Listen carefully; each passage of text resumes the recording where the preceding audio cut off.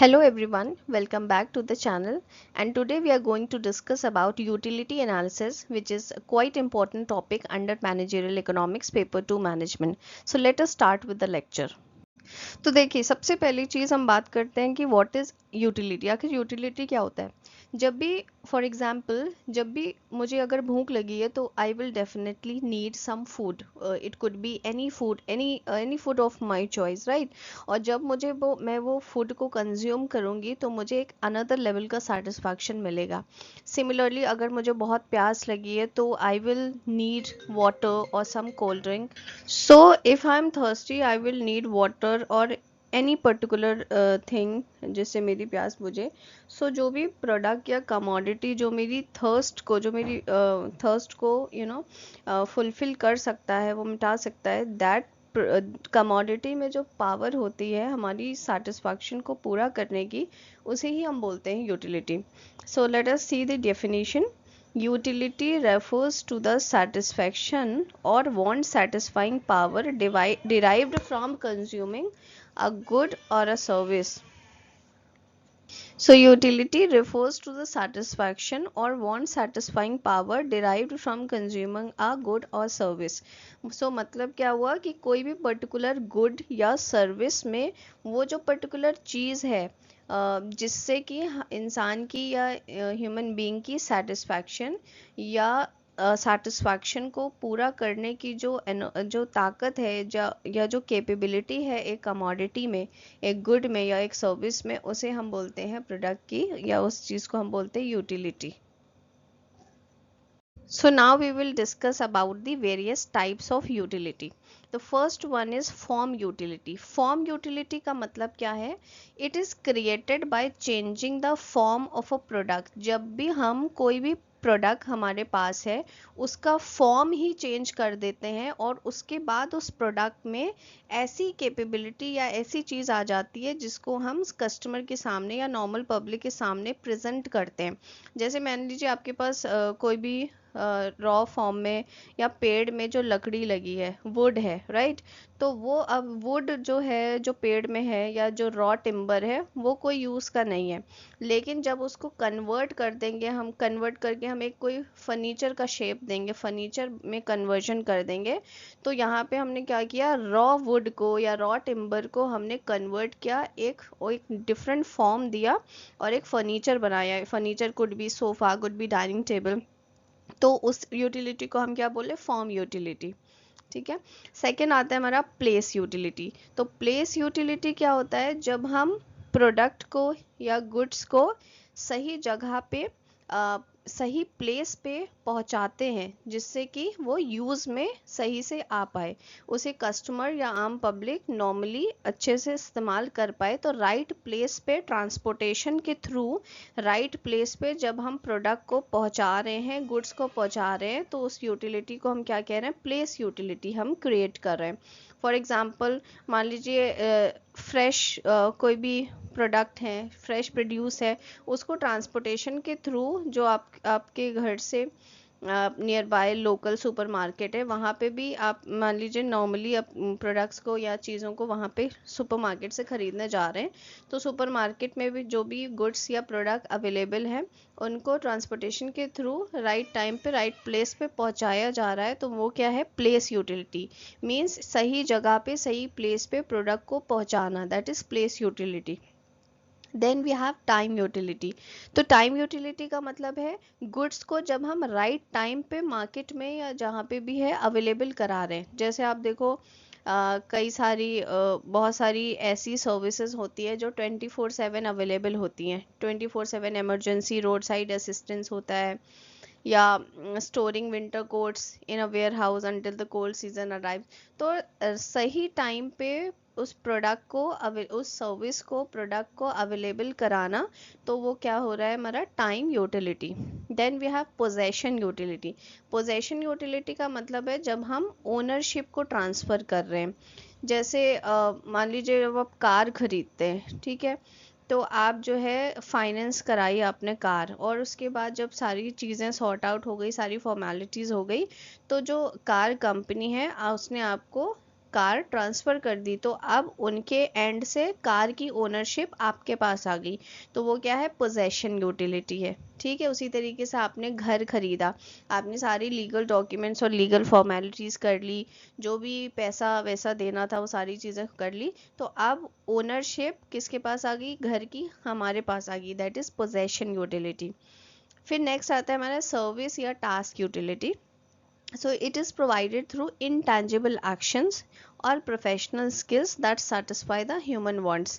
तो सर्विस या task utility का मतलब क्या है, जब हम इंटेंजिबल एक्शंस या प्रोफेशनल स्किल्स के थ्रू हम ये चीज़ें प्रोवाइड करते हैं ह्यूमन वांट्स को सेटिस्फाई करने के लिए। आपके पास बहुत सारे इंटेंजिबल एक्शंस हो गए या आपके पास प्रोफेशनल स्किल्स है, मान लीजिए आप डॉक्टर हैं तो ठीक है, आपके पास स्किल क्या है, आप you are a professional doctor, या आप लॉयर हैं तो you are professional lawyer.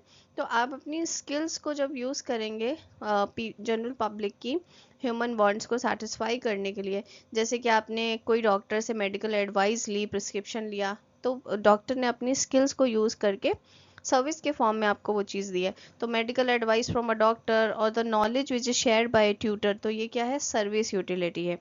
Next आती है इंफॉर्मेशन यूटिलिटी। तो information utility is a value added by providing buyers with the necessary data, details और guidance to make an informed purchasing decision. तो कुल मिला के इंफॉर्मेशन प्रोवाइड करना बायर्स को, कस्टमर्स को, जनरल पब्लिक को, नेसेसरी डेटा सही टाइम पे देना, डिटेल्स देना, गाइडेंस देना, जिससे कि वो एक अच्छा सही परचेजिंग डिसीजन ले पाएँ। So that is information utility. तो फॉर्म यूटिलिटी में क्या हो रहा है, प्रोडक्ट का फॉर्म चेंज हो रहा है, जैसे वुड जो है फर्नीचर में कन्वर्ट हो रहा है, तो फॉर्म यूटिलिटी। प्लेस यूटिलिटी, सही जगह पे प्रोडक्ट को अवेलेबल कराना, सही प्लेस पे। टाइम यूटिलिटी, सही टाइम पे, राइट टाइम पे प्रोडक्ट को अवेलेबल कराना। पोजेशन यूटिलिटी, जब एक किसी पर्सन से दूसरे पर्सन जो कि पैसा दे रहा है उसके पास ओनरशिप ट्रांसफर हो जाती है, that is possession utility. Then service utility, जो एक प्रोफेशनल स्किल्स को हम यूज़ कर रहे हैं ह्यूमन वांट्स को सेटिस्फाई करने के लिए। इंफॉर्मेशन यूटिलिटी, जब हम राइट इन्फॉर्मेशन, डेटा या डिटेल्स शेयर कर रहे हैं पब्लिक को, कस्टमर को, ताकि वो सही डिसीजन ले, that is information utility. We have two type of approaches in utility. We have two type of approaches. One is cardinal utility and other one is ordinal utility. तो देखिए cardinal utility जो है ये एक new इसमें contributors जो हैं वो बहुत इंपॉर्टेंट है, किसने कंट्रीब्यूट किया है। तो कार्डिनल यूटिलिटी जो डेवलप की है वो अल्फ्रेड मार्शल ने की है, तो this name is very important. Okay, so cardinal utility is develop by Alfred Marshall. और कार्डिनल वर्ड का मतलब होता है जो चीज़ मेजरेबल है, जिसको मेजर किया जा सके, जिसको नापा जा सके, दैट इज कार्डिनल। ठीक है, तो कार्डिनल अप्रोच कहता है कि यूटिलिटी जो है उसको हम क्वांटिटेटिवली मेजर कर सकते हैं। ठीक है, तो यहाँ पे इकोनॉमिक्स जो है उन्होंने अज्यूम किया है that satisfaction obtained from consuming a commodity can be expressed numerically in units called utils।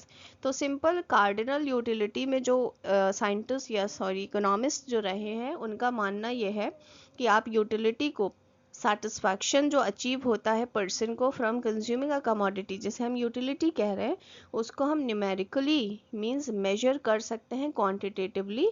और जो हम मेजर करेंगे उसके लिए जो हम यूनिट यूज़ करते हैं उसे बोलते हैं यूटिल्स। फॉर एग्जाम्पल, जैसे एग्जाम्पल देखिए दिया है, 1 कप ऑफ टी में प्रोवाइड 20 यूटिल्स। अगर 1 कप चाय है फॉर एग्जाम्पल, तो वो कितना सेटिस्फैक्शन प्रोवाइड कर रहा है, 20 यूटिल्स। 2 चॉकलेट्स में प्रोवाइड 40 यूटिल्स, मूवी टिकट में प्रोवाइड 50 यूटिल्स। तो जो क्वांटिटी या यूनिट जो है मेजर करने की यूटिलिटी को, उसको हम बोलते हैं यूटिल्स। सो जो एग्जैक्ट नंबर है that is definitely hypothetical, but जो मेन आइडिया कार्डिनल यूटिलिटी कहती है कि satisfaction can be assigned numerical values, right.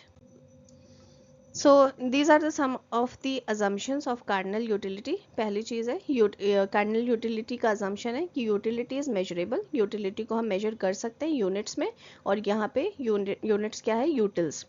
दूसरा असम्पशन कार्डिनल यूटिलिटी के इकोनॉमिक्स मानते हैं दैट कंज्यूमर जो है रैशनल पर्सन है, जब भी वो एक डिसीजन लेता है तो एक he is well informed and he is taking rational decision, और वो ऐसा डिसीजन लेता है जिससे उसे मैक्सिमम सेटिस्फैक्शन अचीव हो। थर्ड assumption है constant marginal utility of money, तो satisfaction derived from each additional unit of money remains constant. ठीक है, तो ये क्या कह रहा है कि हर यूनिट को जब हम कंज्यूम करेंगे तो यूनिट ऑफ मनी को जब हम कंज्यूम करते हैं तो वो जो सेटिस्फैक्शन है दैट रिमेन्स कांस्टेंट. ठीक है, and the fourth one is independent utilities. इसका मतलब क्या है, utility which is drive from one commodity is independent of utility drive from another commodity.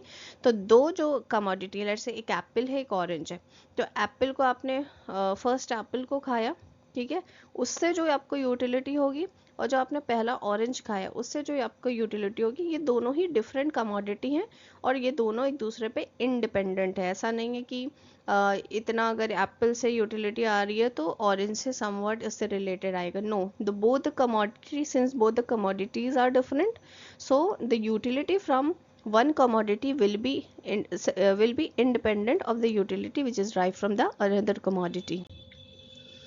Now the second approach is ordinal utility analysis. तो उसमें देखिए contributors थे Alfred martial.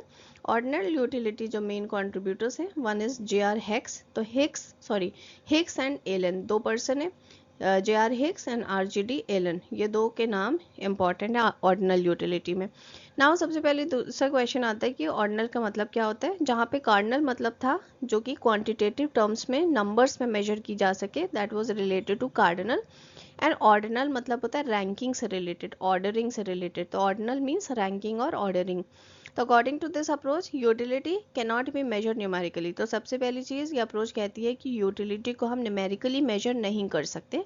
However जो हमारे कंज्यूमर्स हैं वो अपनी प्रेफरेंसेस को रैंक कर सकते हैं, ए बी सी डी या 1 2 3 4, मतलब रैंकिंग कर सकते हैं उसकी, बट नंबर्स के फॉर्म में मेजर नहीं कर सकते. फॉर एग्जांपल कंज्यूमर कह सकता है bundle A is preferred to bundle B, मतलब बंडल ए ज़्यादा उसे पसंद आ रहा है बंडल बी के कंपैरिजन में. Bundle B is preferred to bundle C, तो बंडल बी उससे ज़्यादा पसंद आ रहा है बंडल सी के कंपैरिजन में. तो बंडल ए की पहली रैंक, बंडल बी की सेकंड रैंक, बंडल सी की थर्ड रैंक. तो ये रैंकिंग हो सकती है लेकिन नंबर्स के फॉर्म में हम सेटिस्फेक्शन को मेजर नहीं कर सकते. तो consumer does not need to state exactly how much satisfaction each bundle provides. ठीक है, मतलब नंबर्स के फॉर्म में मेजर नहीं किया जा सकता. He only needs to indicate which option he prefers. This makes the ordinal approach more realistic. Now जैसे हमने कार्डिनल यूटिलिटी के अजम्पशंस पढ़े थे उसी तरीके से ये ऑर्डिनल यूटिलिटी के अजम्पशंस हैं. दैट द फर्स्ट अजम्पशन, उसमें भी हम मान रहे थे कंज्यूमर रैशनल है. यहाँ पे भी कंज्यूमर का जो डिसीजंस है वो रैशनल है और वो ऐसे डिसीजन लेगा जिससे सेटिस्फैक्शन मैक्सिमम हो. सेकेंड है कंप्लीट इन्फॉर्मेशन. हम ये मान के चल रहे हैं कि कंज्यूमर के पास कंप्लीट और राइट इन्फॉर्मेशन है और उसको सही से पता है, he is very much aware of all the alternatives which are available. Third है कंसिस्टेंट प्रेफरेंसेस. तो यहाँ पे कंज्यूमर जो है, if a consumer prefers A over B the preference remains consistent. Okay, third is third assumption है utility can be rank. जैसे हमने बताया कि यहाँ पे नंबर्स के फॉर्म में हम मेजर नहीं कर रहे हैं, यहाँ पे हम सिर्फ रैंकिंग कर रहे हैं, तो रैंकिंग या ऑर्डर हो सकता है यहाँ पे. ठीक है, तो ये हमने पढ़ा था यूटिलिटी की मीनिंग और दो approaches, cardinal and ordinal utility. So this is a quick summary और a recap of what we have learned right now. So पहले हमने पढ़ा कार्डिनल यूटिलिटी. कार्डिनल यूटिलिटी को हम नंबर्स में मेजर कर सकते हैं, utility can be measured. Ordinal utility कहती है कि हम उसको नंबर्स में क्वांटिटेटिव फॉर्म में मेजर नहीं कर सकते, utility can only be ranked. देखिए कार्डिनल यूटिलिटी का कंट्रीब्यूटर कौन था, Alfred Marshall. So Marshall supported cardinal utility. और ऑर्डिनल यूटिलिटी में जो मेजर कंट्रीब्यूटर्स रहे हिक्स एंड एलन, तो Hicks and Allen supported ordinal utility. I hope you all would have understood the lecture. If you have any doubt, please post it in the comment section. And please, yes, like, share and subscribe to my channel if you haven't. Thank you so much for watching.